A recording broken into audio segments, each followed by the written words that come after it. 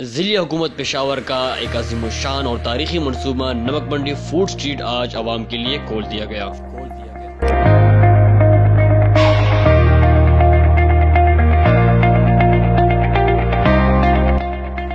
Food street का मकसद अवाम को साफ सुथरा खुराक के साथ साथ बेहतरीन और एक खुशगवार माहौल भी देना है।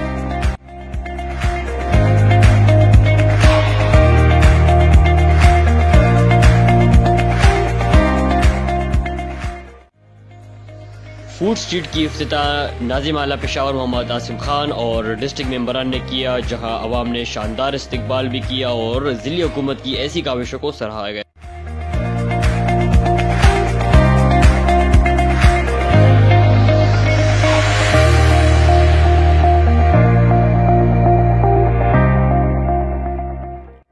तकरीब में नाज़िम आला मोहम्मद आसिम खान, डिस्ट्रिक्ट मेंबरान, ज़िली कौंसिल के आला अफसरान के साथ साथ यंग MPA पेशावर के कामरान बगश ने भी शिरकत की और उन लोगों ने अवाम से खिताब किया और अवाम की कसीर तादाद में लोगों ने भी शिरकत की।